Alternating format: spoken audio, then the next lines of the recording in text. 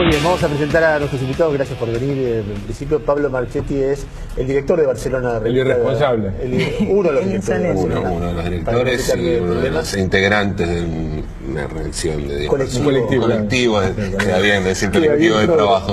Un colectivo de trabajo. Exactamente. Sí. Vilma Ibarra es una conocida dirigente política, diputada nacional, en este momento sabatelista, ¿no? Es una definición que podemos dar. Y el doctor Roberto Gargarella es un constitucionalista, penalista muy prestigioso. Y bueno, los escuchamos. El disparador es la tapa de Barcelona. ¿Con qué temas conviene hacerse bien el boludo a la hora de defender el modelo? Empieza vos, Pablo. A mí me pasa que me causa mucha gracia lo del modelo, ¿no?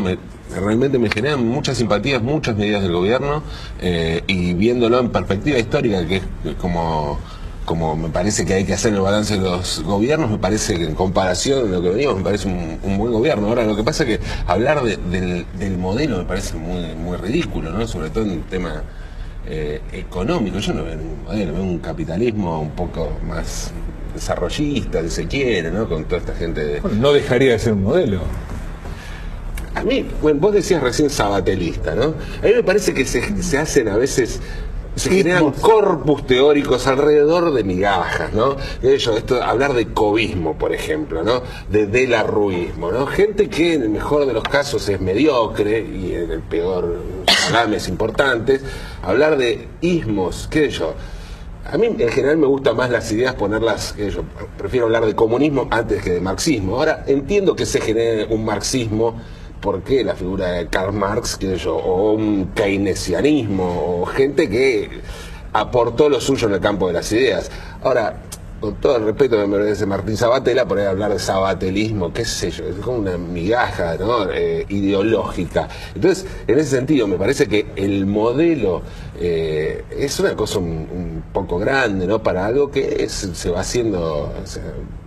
más o menos como se puede, no veo una cosa planificada como puede ser un modelo, vamos. Yo te confieso que la entendí distinto a la tapa. Entendí como mucha gente que defiende al gobierno, apoya al gobierno, respalda al gobierno, se siente representada por el gobierno, no reconoce, no observa, se hace el boludo con cuestiones negativas del modelo. La entendí así. No, por supuesto, sí, también yo también la entendí así y la entendimos así cuando la hicimos. Obviamente, hablar de todo esto es hacerle juego a la derecha, ¿no? Por decirlo en términos muy usuales por parte de gente que está en el oficialismo. Yo me refería a eso cuando hablábamos del modelo, ¿no? Vos hablaste del modelo, dijiste vamos a hablar del modelo. Bueno, a mí me pasa esto cuando hablamos del modelo. Obviamente se trata de esto que estás planteando, ¿no? Hay temas que se hacen los boludos. Pero a mí me interesa esto, ¿no? Porque, hablando del modelo, ¿por qué Sandra Russo lo cuida como si fuera el socialismo y Joaquín Morales Solá lo denosta como si fuera el socialismo? ¿No? Hay una defensa como si fuera esto una cuestión, un modelo revolucionario, ¿no? Y qué sé yo, está bien, es algo, un modelo distinto y celebro para que tenga esas diferencias con otras cosas que vimos anteriormente, pero no veo que haya una cuestión revolucionaria. No, ¿sabes lo que yo pienso que sobre el modelo? Más allá que sea una idea prefijada de alguien y la vaya desarrollando, una cosa que a mí me genera mucho interés y me obsesiona es tratar de pensar en qué se diferencia este momento histórico en términos económicos del momento histórico también brillante que vivió la Argentina entre cuando se valorizaron mucho las materias primas en la época conservadora entre 1880 y poner en 1930. Luego decir, bueno, también se construían muchas cosas, también se construía un sistema educativo importante, también se incluía a la nueva inmigración, también empezaba a haber medidas sociales distributivas en la época radical sobre todo, pero básicamente era un modelo agroexportador que no definía a nadie, la vida lo fue llevando, la División Internacional del Trabajo, lo que fuere, agroexportador y concentrador e injusto. Uno mira a uno y otro, y yo, una cosa que me parece que hay que pensar, para pensarlo más allá de lo que quiera Cristina o lo que haya querido Kirchner o lo que sea, es pensar uno frente a otro, a ver qué pasaba en aquel momento, qué pasa ahora, es tan distinto, y ahí sí puedes hablar de modelo, que es el modelo que va diseñando esta historia de la exportación agropecuaria. No lo decía ni Cristina, ni Néstor, ni Sabatella, ni Macri, es lo que va saliendo. Entonces, de repente, ¿en qué se diferencia este modelo que tiene algunas características muy parecidas a aquel entre este y aquel? ¿Entendés? Esas son preguntas que, no sé cómo lo ven ustedes, Roberto, Vilma. No, yo lo veo muy distinto. Yo tiendo a pensar menos en personas y en personajes y en anécdotas que en estructuras, y la estructura de pactos y la estructura de alianzas. Y yo cuando miro, digamos, lo que va a ser el legado del kirchnerismo, no sé, a lo mejor tengo una visión muy pesimista, pero miro cualquier provincia manejada por el kirchnerismo, digamos, o vinculada con el kirchnerismo, Gioja, Infran, digamos, la obligación de la educación católica en Salta, Santa Cruz, Peralta. Yo veo una estructura de alianzas